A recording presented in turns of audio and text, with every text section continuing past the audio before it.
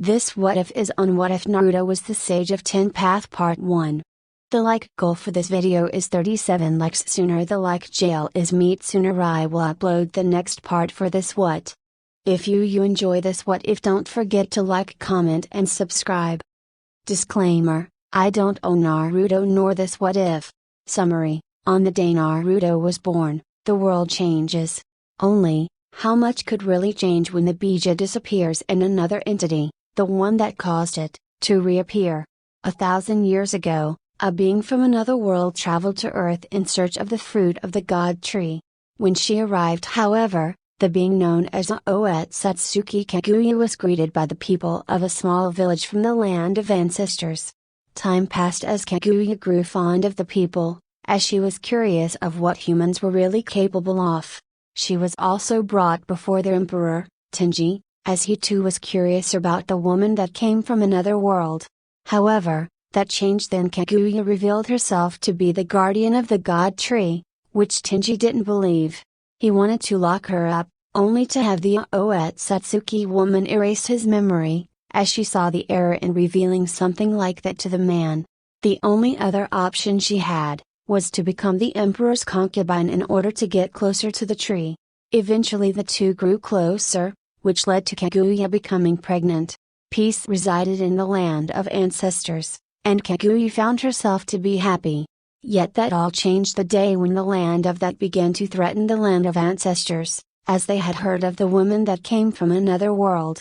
In order to protect her and to prevent an outbreak of war, Tenji declared that anyone who attacked the larger nation's representatives was to be executed. That was the dawn of war, as the land of that continued to threaten Kaguya. Eventually she had to flee, as the people who threatened her eventually took drastic measures, resulting in her and her assistant Aino becoming hunted as they wanted to execute them. Aino, a small servant girl of Tenji, took Kaguya into hiding, as the girl feared for the life of the older woman. The two of them had become somewhat close, as they often spoke about the God tree and everything they knew about it. Though the only thing Aino could really say was that the God tree was their most sacred tree, as it's been there since the beginning. No one dared to even touch it, for even the power that enveloped it was too much for any human. That however got Kaguya more excited, as she wanted its power. The Oetsutsuki matriarch and her servant ran for days, fleeing the attack from the land of that. However, that ended when the hunters reacted the hunted, resulting in Aino sacrificing herself when she realized that Kaguya was in the early stages of pregnancy. It also explained why the older woman continued to become weaker, though the younger girl gave her life to protect Kaguya and her unborn children. That day everything changed, as the death of her friend caused the usually stone-faced Kaguya to become visibly horrified. Losing her faith in humanity but still longing for peace to return, Kaguya took drastic measures as she committed taboo by consuming the fruit of God tree. She wanted more power, even with her thinking that she was already godlike. Yet there was one thing that happened when Kaguya consumed the fruit of the God tree, one thing that even she didn't realize. The God tree awoken from its slumber. She didn't take in account that the God tree only had 10 branches, with each branch bearing only one fruit. Using her newfound power, Kaguya single-handedly ended the wars by casting a genjutsu, known as the Infinite Tsukimi, on all the people of Earth. She eventually did let some of them go as she didn't want the human race to perish, only to have their memories erased. For her accomplishment of stopping the wars, everyone that she set free from the genjutsu eventually began to worship her as the rabbit goddess, Usagi no Megami. She later gave birth to her twin sons, Hagoromo and Hamura. Time passed and the power that Kaguya consumed began to corrupt her, resulting in her losing her trust in humanity as she began to lose her mind. Her public image also took a turn for the worst, as she changed from a benevolent goddess into a demon. That final act broke her mind, with the being inside her taking control. Kaguya had however began to change some of the remaining human of the Infinite Tsukimi into an army of white Zetsu, in preparation for the rest of the Oetsutsuki clan to descend from the other world. That however was stopped by the beast within her, as said beast made her lose her mind completely. Kaguya didn't know what happened, or how she lost herself. All she knew was that the power she consumed eventually became too much for even her, and that led to her demise. The being then took control of not only Kaguya's mind, but also her body, which led it to turn into a gigantic monster with 10 tails. It was also that event that led Hagoromo and Hamura to fight said beast, as they feared for the lives of everyone else. They however thought it to be their mother, who only turned into the beast because of the power she consumed. The two brothers fought their hardest against the mighty beast, but eventually came to realize that while they were fighting with everything they had, that the 10-tailed beast was just toying with them. They were fighting at 100%, while the 10-tailed beast was half asleep while fighting them. Eventually the battle came to an end with Hagoromo and Hamura sealing the beast's chakra within the former's body while using its remaining husk as a core of the 6 paths dash. Chibaku Tensei, creating a celestial body that would become known as the moon. However, before the beast was sealed away, it created a seal for itself. Placing a seal on each of its tails, the 10-tailed beast left a few words that made both Hagoromo and Hamura shook to their core. "Don't you know who I am? I'm the Yabai bitch," was its only words before it got sealed into the body of Hagoromo. Though they were also clueless of what they had done, as they only managed to seal their mother into the moon, who also took drastic measures before she too got sealed away. That being her using her last power to manifest her will into the form of an artificial human that looked like a white Zetsu, only for it to be completely black instead of white. Eventually Hamura left for the moon in order to guard the remains of the beast, or at least what they thought was its remains. That left Hagoromo to remain on Earth, who for one didn't like the idea of the Yabai's chakra to remain as one, so he did the only thing he thought was right, and that was to split the chakra into 9 while still inside of him. That was also the day the 9-tailed beasts were born, with every beast having either 1 tail up to 9 tails. They were also called Bija, as they were beasts purely made out of chakra. Each one also had its own unique power, as every single one also had its own strength, with the Ikibi, 1-tailed, being the weakest, to the Kyabai, 9-tailed, being the strongest. Hagoromo eventually grew close to the tailed beasts, even as much as having them refer to him as father. That also got Hagoromo to place a seal on each of them, for he feared that someone might one day come to try and revive the Yabai, which was possible if the person was strong enough and also had the same eyes as him. For it was only those eyes, the purple-like eyes with the ring-like patterns in it, that could free the Yabai and Oetsutsuki Kaguya. He thought that if all the Bija resided within one body, that on one could ever get to said person as he knew the Bija within wouldn't allow it. He also had to take drastic measures by telling them exactly that, to which they, surprisingly, accepted. But it also wouldn't just be anyone that would be able to hold all 9 inside of himself or herself. For said person had to be special in a lot of ways. One of them being that the body of the person had to be able to withstand the amount of chakra. Years passed as Hagoromo began to teach the humanity the concept of Ninsha, Shinabai sect, while he also began to spread chakra among them. He also had a family of his own with his oldest son, Oetsutsuki Indora, who inherited the Sharingan, Kapi Wilai, and his younger son, Oetsutsuki Ashura, who inherited the Makoton, would release. Hagoromo, who also became known as the Rikude Ring Sennin, eventually gave his role as head of the Oetsutsuki clan, on Earth at least, over to his younger son before he died. That action however enraged his eldest son, which also led to the two brothers to go war with each other. All became of Indora wanting to be the head of the Oetsutsuki clan. Time flew by and war raged on as the world continued to grow. Indora eventually founded his own clan, the Uchiha clan, whereas Ashura also not only found the Senju clan, but also the Uzumaki clan. However, it was only the Uchiha clan and the Senju clan that kept fighting, as the Uchiha clan still wanted to make their dream come true, which was only the dream that Indora left behind after his death. Though throughout the war Bija stayed quiet, as they didn't want anything to do with the human. They didn't like the humans much, yet they also didn't like them. After the death of the Ryukyudaring Sennin, each and every one of the nine-tailed beasts went their own ways, going either into hiding or watching over a few clans while still hiding. That all changed when human became more power-hungry. The wars never stopped, so they began to think of a way to stop it all. Their only solution was to hunt down the bija and to seal them away into people of their choosing. None of that happened as no one was strong enough to even capture the tailed beasts, until the day Hashirama Senju, Shodai Hokage of Kanahigakure, offered to capture the bija in exchange for peace. The world knew how strong the man was, as he was also the only Senju after Ashura to be able to use the Makoton. They eagerly agreed when they thought they could have a stronger source of power for their villages, which was also known as their Jinchuriki. There were 3 Shinobi World Wars in total, each one having more casualties as the last.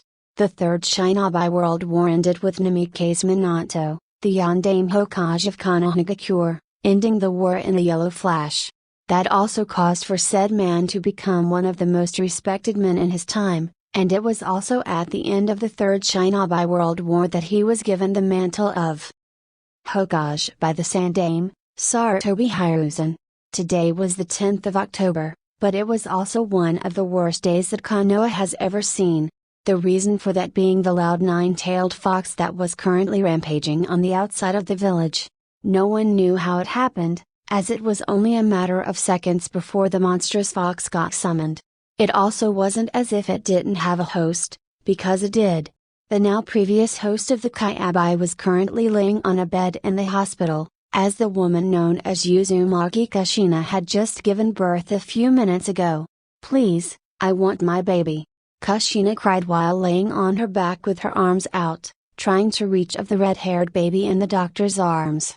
Without a second thought, said doctor quickly handed the baby to his red-haired mother, causing the woman to smile when she held her child close to her face.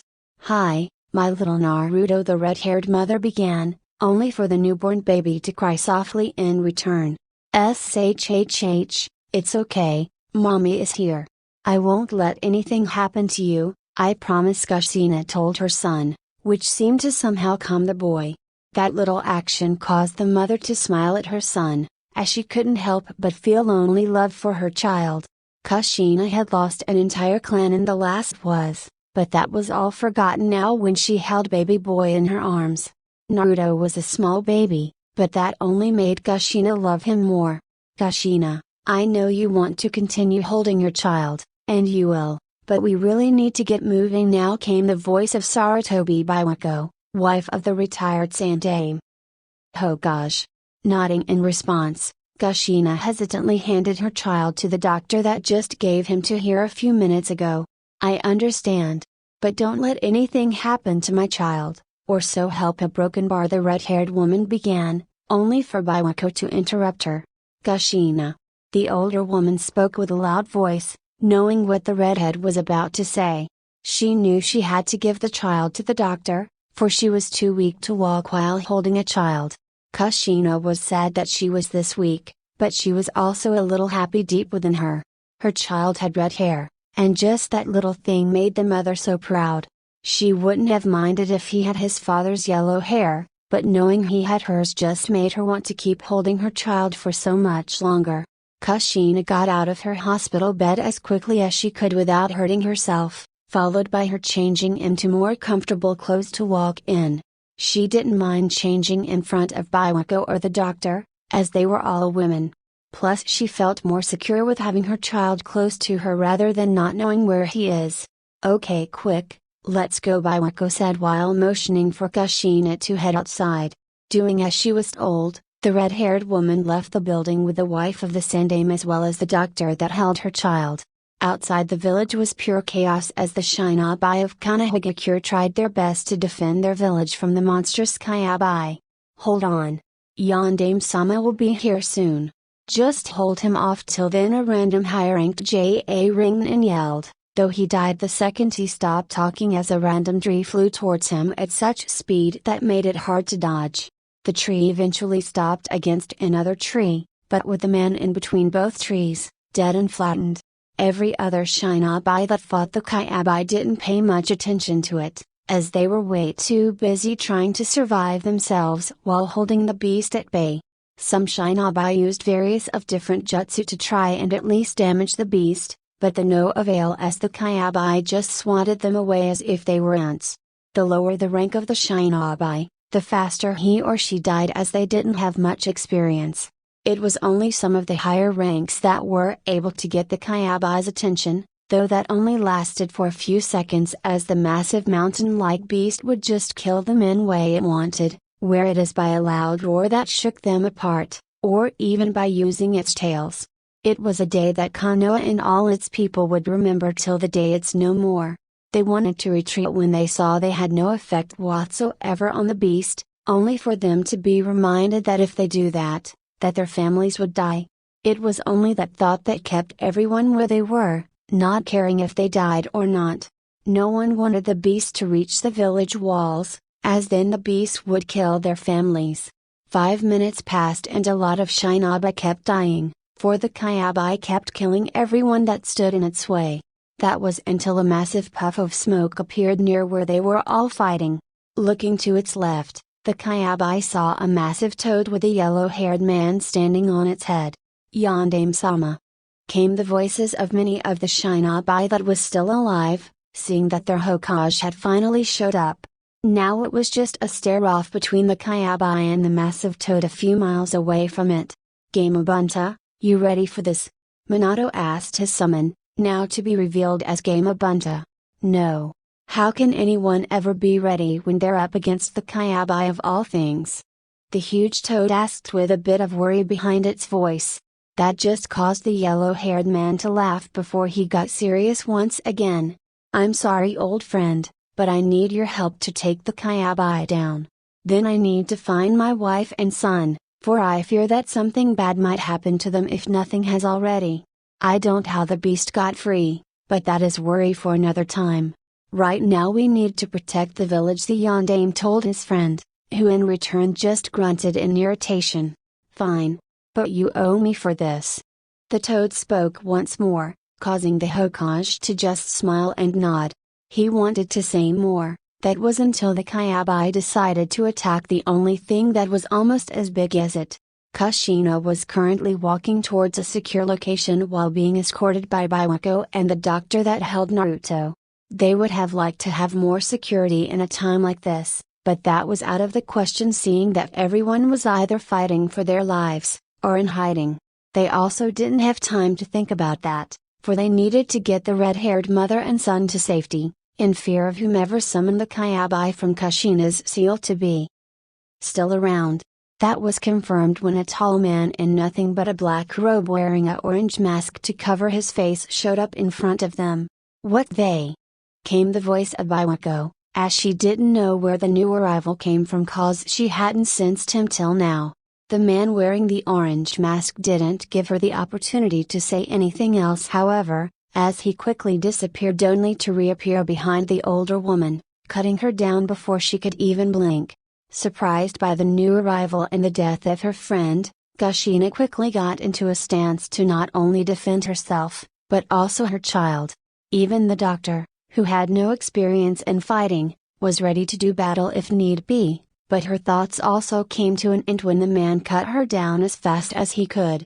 Who are you and what do you want? Kushina demanded, though a little fearful at that. She was still weak from giving birth not that long ago, but what made her more weak was when the Kyabai got ripped out of her. Luckily that didn't hurt her baby in any way, or at least she hoped so. The man stood in front of Kushina while now also holding a sleeping Naruto, which Kushina quickly realized.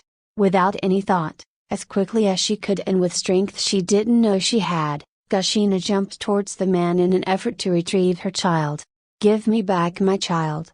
The woman screamed at the top of her lungs while also trying to attack the man, only to have her attacks either miss or go through the man as if he was a projectile of some sorts. That was when Kushina realized what the man was doing, her eyes going wide with fear and surprise. You're using a time distortion jutsu? She said more than asked, for she knew that ability. Minato, her husband, had also used said jutsu, just not nearly on the same level, and that terrified Kushina. But she quickly got rid of her fear, the want and need for her child way more important than fearing the man. I will give him back eventually, but for now I need him for a distraction. You are welcome to come along if you want to, the man said before he left, jumping from rooftop to rooftop. Kushina quickly followed, not caring about the pain she was feeling. She also forgot about the death of Iwako, the wife of the retired Sandaime Hokage. Although she had other things to worry about, that being the man she was currently chasing. She also didn't know what he meant by using her child as a distraction, but she wouldn't allow it even if that meant giving her life. The man in the orange mask just kept jumping from rooftop to rooftop until he eventually reached the outside of the village, but he also made sure to not go too fast as the man was also baiting the caring mother, for he had one thing on his mind at the moment. 2 for the price of 1? That's even better. He knew Kushina was weak, given that she just gave birth and got the Kyabai ripped from her seal, so he didn't worry about her catching up to her or for her to even pose a threat to him. He only wanted the child that was currently in his arms, for he needed a distracting for Minato, who was still fighting the Kyabai alongside Gamabunta. Kushina however tried her best to keep up with the man, only to realize that she didn't have that much chakra left to even fight. Plus she also felt very weak from giving birth, which she could clearly feel. She kept chasing the man until both of them came into a clearing. The man stopped a few feet away from her, turning around as he showed her the sleeping face of her child. That got Kushina riled up once more, as she launched herself towards the man in a desperate attempt to get her child back. That was until she felt the ground shook just left of where she was. Turning her head, she saw her husband on top of Gamabunta facing off against the Kyabai still, and from her point of view, it looked like the massive toad was taking the most of the damage while the Kyabai was barely taking, if at all, any damage. Her thoughts was brought back however when she heard the crying of a child, her child.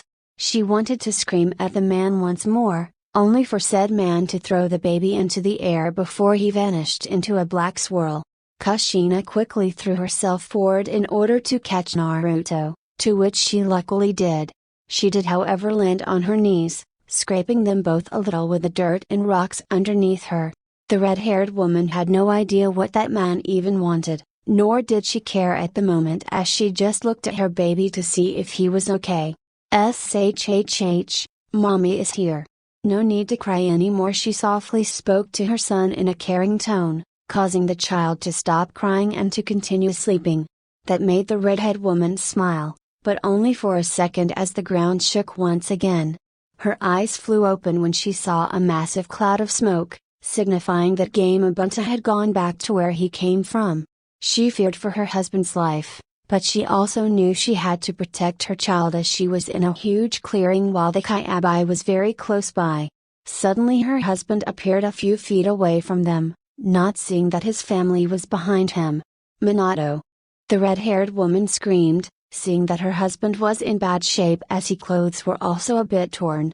She guessed that he somehow got hurt while even on Gamabunta's head, but now she just feared for child once more when she realized that the Kyabai was coming their way, and at a rapid pace. Minato however was shocked to his core, for he had no idea what his wife and child was doing here. He quickly ran towards them, in hopes of getting them away from where they were as soon as possible. "Kushina? What are you doing here?" he asked in a rather loud tone of voice, only for him to fall silent when he saw his child for the first time. The Yondaime would have been the happiest father alive at the sight of his child, had it not been for the threat approaching them. He wanted to get them away, but he knew now that he stood no chance against the beast, so he had to take drastic measures. Looking at his wife, he quickly came up with a plan. "Kushina, is there any change that you'll be able to reseal the Kyabai inside of you?" the man asked, knowing it was the only way. He also hated asking that, for it would make his wife a Jinchuriki once again, and he didn't even like her being that the first time. That all fell short when she shook her head before she spoke. "I can't, I'm sorry. My body is too weak. If you reseal it into me again, then I might not make it. He got ripped out of me, and I just gave birth. My body won't be able to handle it, she told her husband in a sad tone. Their conversation, however, got interrupted by a loud roar, causing both of them to turn their head toward the beast that was now facing them once more. The Kyabai just kept charging the three of them, acting more angry than before. However, Minato luckily used his Hirashi no Jutsu, Flying Thunder God technique, to get him and his family out of the way. That caused the Kyabai to run past them as they were too fast for the massive beast. Taking the small amount of time to think, Minato came up with yet another plan, though his one was a lot worse as he looked towards his son. He gave a brief smile towards the sleeping child when he saw his red hair, though a little disappointed because he wanted his son to have his hair color. Minato quickly threw another one of his unique kunai towards the opposite direction when he saw the Kyabai charging them once more, then again using his Hirashi no Jutsu to escape. When he, Kushina and Naruto got to the other side, the Kyabai just roared out towards the sky as if it seemed frustrated. Minato was currently just playing cat and mouse with the mighty beast, but his jutsu was taking a toll on him and he knew he would have to end it soon enough. Kushina for her part had no idea what to do, so she just held on to her child while Minato got them out of the way each time the Kyabai attacked them. That was until her husband spoke, getting her attention in the process. Then we only have one other option, he told her, giving her son one last look before he looked towards the Kyabai once again. Realizing what he meant, Kushina shook her head.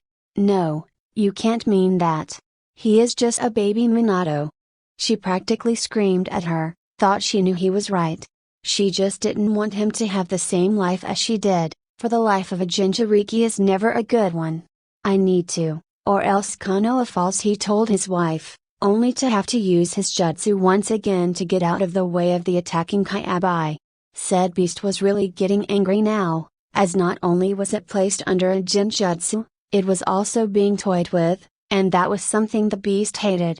Before it could attack once more again, Minato quickly to charge after he told his wife to prepare for the seal.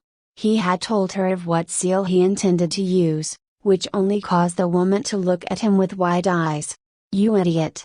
You're going to die if you use my clan's most effective sealing technique, she thought before she quickly got everything into place. Luckily Minato had everything ready, even if she didn't want to know why he would keep such items sealed and close by. She also understood why he had to do it, as the Kyabai was no pushover, and that was something she knew better than anyone else alive. Kushina did her job fast, placing a few candles around her child while he was laying on a small cushion.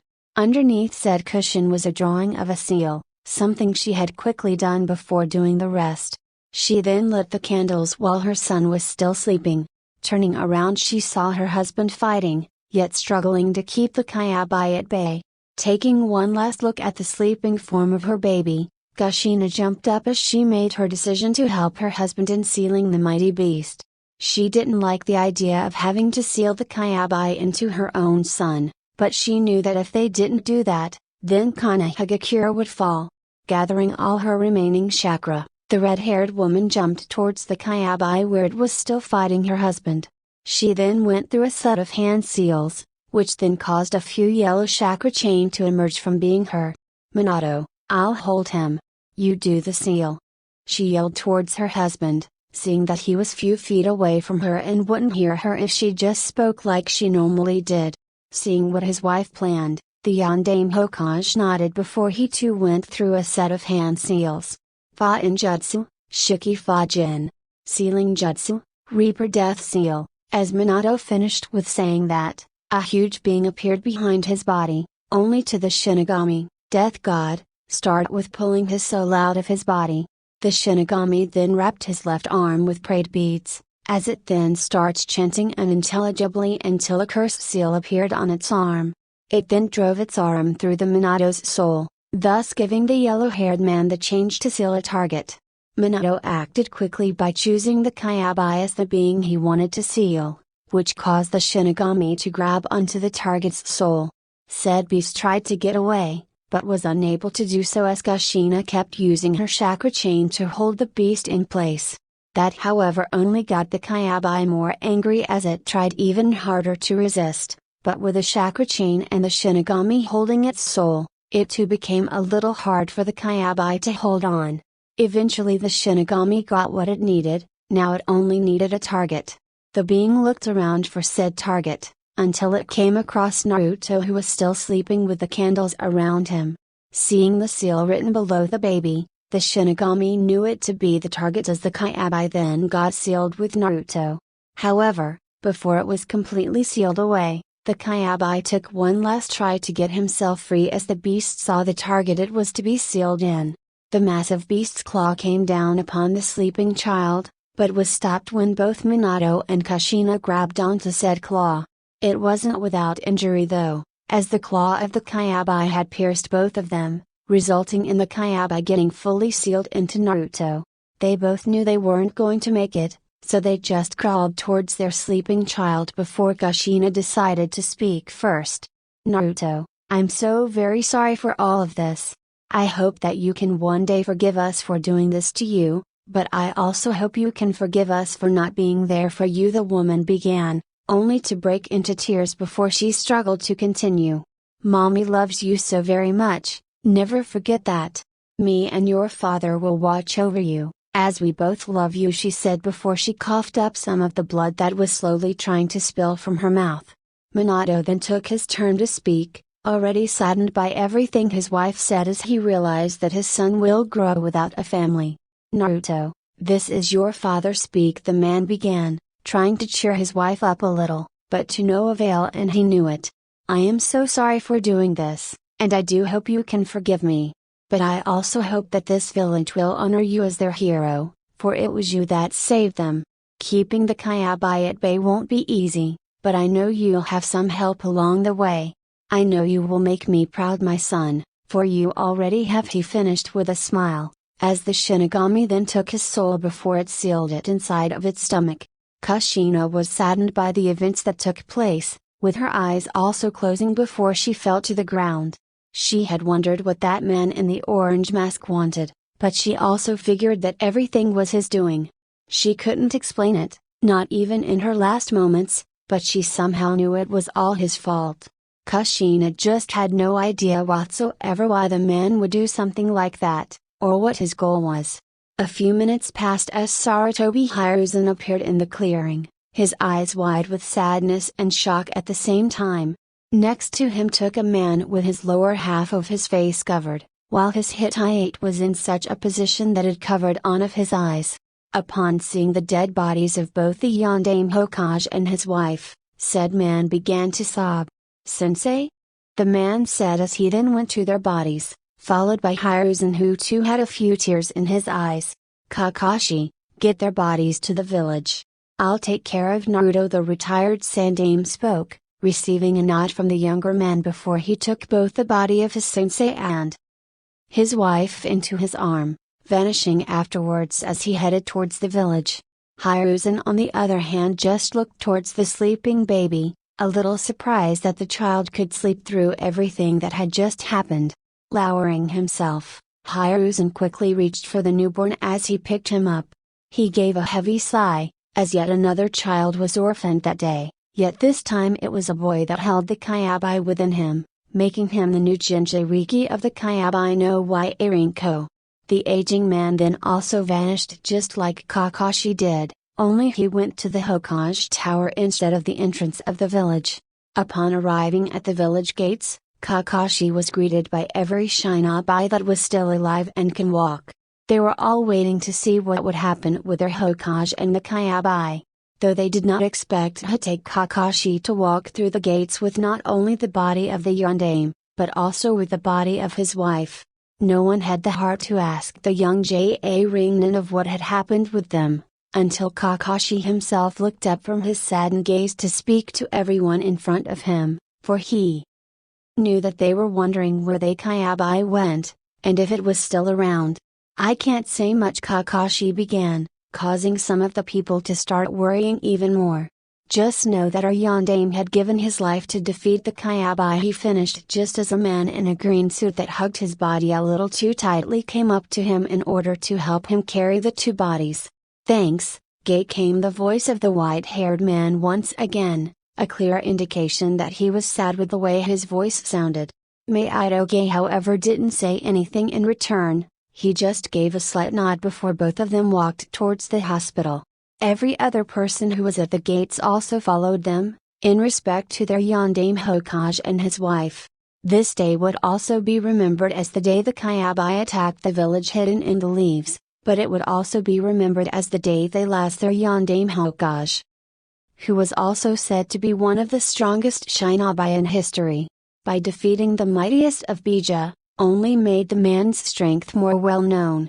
Sarutobi Hiruzen laid the newborn Jinchuriki down in crib, which was located within the Hokage tower. They kept a few rooms in the tower, just for emergencies however.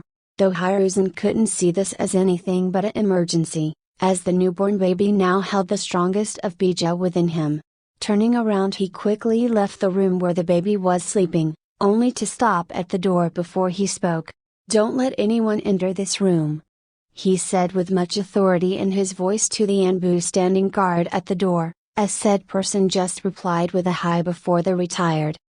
Sandaime left, all the thoughts of the day running through his mind while he had one thing that bugged him in thought: a broken bar. What or who could have caused this? While the people of Kanehagakure thought that the appearance of the Kyabai and the death of their loved one were the worst things to happen to them in a long time, something else was happening. Said something was currently taking place, within the body of Uzumaki Naruto. No one knew of it, for no one had ever expected something like this to happen. When the Kyabai was successfully sealed within, a strange dawn of events were also taking place as a huge light came from not only the Kyabai himself, but also with every other Bija. It was also the same light from every tailed beast that awoke them, even the Kyabai who was actually supposed to be asleep because of what happened to him. Said beast's eyes just widened when he saw his tails lighting up, almost as if the beast itself was to be lit like a candle. So, this child, huh? Now that is something I never expected, the monstrous Kyabai thought as it just lay down with its head on its paws, awaiting the events that's about to happen, which he knew of. At the same time, within the walls of Sunagakure no Sato laid a sleeping child, one that also had red hair, though he was a few years older than the newborn Uzumaki. What made this child different than anyone else within Sunagakure, was that the child also had a Bija within him. The Ikibi, One Tail, was currently trying to torment its container with speech, but was unable to since the second the Kyabai was sealed within Naruto. It was also that exact same event that led the young boy named Guard to be able to sleep peacefully for the first time since he was born. Shukaku, which was the name of the Ikibi, just stopped trying to talk to its container the second it saw its tail lifting up, also in the exact same way the Kyabai's tails lit up. That caused the huge Tanuki-like Bija to go silent, a small smirk forming on its face before the seal on its tail just lit up so brightly that it lit the entire inside of the seal it was kept in. A few seconds later the Ikibi disappeared from within the sleeping Gaara, who unknown to himself, had just lost a lot of chakra. Fortunately said boy was still alive, something he shouldn't have been if the Bija within him got removed the normal way. At another part, though only an hour later and also in Kumagakure, walked a young woman with long, straight blonde hair with taut bandages. Said woman also had a Bija with her, just this one had one more tail than the Ikibi, signifying that it was the Nibai, two tails, who got named Matetabi. Like every other Bija, who also got their names the day they were born and also from the Rikude Ringsunen, said Bija too had the same seal placed in hers. Her tails also began to lit up.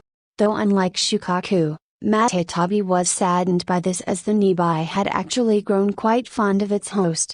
She however, spoke before she disappeared, even if she knew her container would most likely not be able to hear her. Goodbye kitten. I will miss you so much. Take good care of yourself, and know now that your life will change for the better with that. The nearby also dissipated from her host, causing the blonde woman to also lose a lot of her chakra before she collapsed from sudden chakra exhaustion. The Anbu that was watching over her saw this as they then ran towards the unconscious blonde, quickly making sure that she was still alive before they took her to the hospital.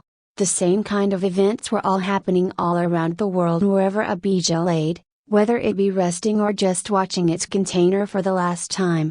With each and every single bija the same chain of events began to happen, starting with their tails that lit up, followed by them disappearing from their hosts while taking their chakra with them.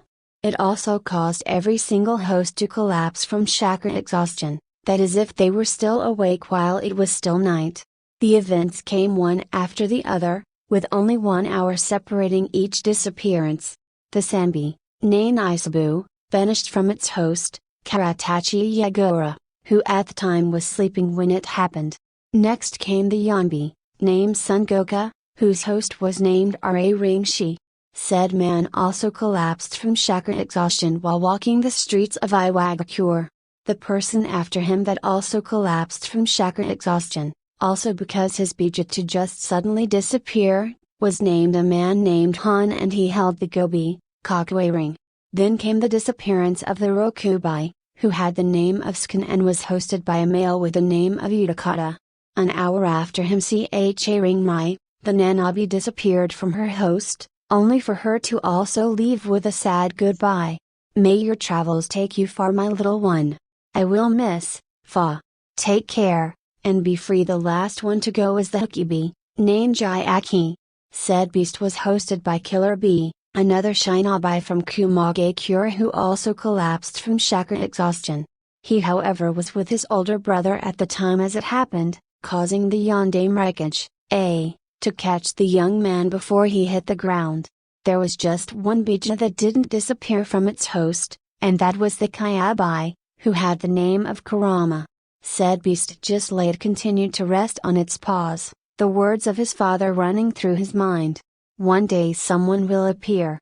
That someone will be your salvation, as only that one person will be able to free you all.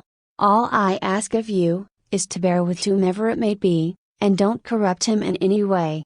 I believe that someone even stronger than me will someday be born, and I only ask of you to give that person a change. Those words ran through every single bija's mind, as they all gladly accepted what their father had told them all those years ago. It was only that none of them expected it to happen like this, and also for them all to one by one, an hour after the other, to all reappear within the sleeping newborn, red-haired boy. Some of them were sad to leave their previous hosts, until they were reminded that eventually all humans die. It was only that little thought that got them all to accept their fate. When they were all within the sleeping baby, they all just stood within the cage and looked towards the Kyabai, only for the Hukibi to speak up with the same words that was on every other bija's mind.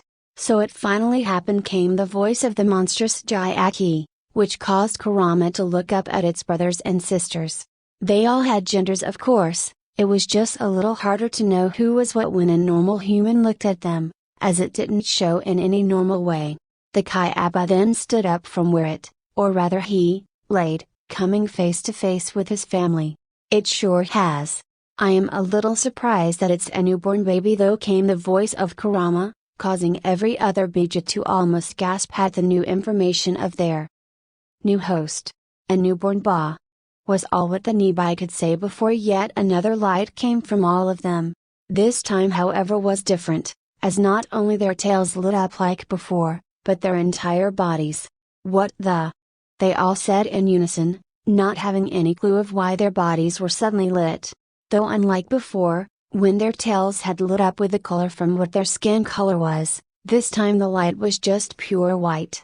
None of them had any idea of why this was happening, for their father had told them that only their tails will lit up before they disappeared, only for them all to reappear in one body, just like they were when they were with the Rikude ring Sinin. All of a sudden every single bija got pulled towards each other, though they as they might, none of them got away from one another as all nine-tailed beasts were so close to each other that it almost looked like they were having a family hug. It was all but as the light that came from them all got so big that it surrounded every tailed beast, causing it to look like one massive light coming from only one spot. They tried with all their might to pull away from each other, but to no avail. It was merely a matter of seconds before they all lost consciousness and got pulled into the light. All of this happened within the body of Uzumaki Naruto, and it also happened while no one else knew of it happening, even with the massive amount of chakra all gathering in one spot. The world did not only have what was currently going on within the newborn baby, because of the seal inside of him that prevented anyone from knowing. The light inside of Naruto was so big, that it would have made the entire village of Konohagakure look small. Every one of the 9-tailed beasts were massive, but even they would have looked small when facing the light from within Naruto. Said light continued to grow however, and it did so for a full hour before it died down. When that happened, the first seal that was ever placed on the tailed beasts got finished, for the one that placed it had returned. The world had lost the 9-tailed beasts that day, but not actually at least. They all just got merged back together, like they were before the Rikude Ringsen and split it apart. And now it was it that had returned. It had taken so many years for the seal to activate, but when it did, all of the 9 bija became what it once was. They became their true form, the form that now resided within Uzumaki Naruto. A loud laughter came from with a sleeping boy, dying down after a few seconds before a loud and monstrous voice followed it. "I am back. Let's see if the world even knows about me," said the massive creature, known as the Yabai. Naruto had not only became the Jinchuriki of every single bija known to man that day, which only lasted for a few minutes at that, but he now became the Jinchuriki of the strongest being that has ever walked the earth, the 10-tailed beast who had no name. Thank you for watching.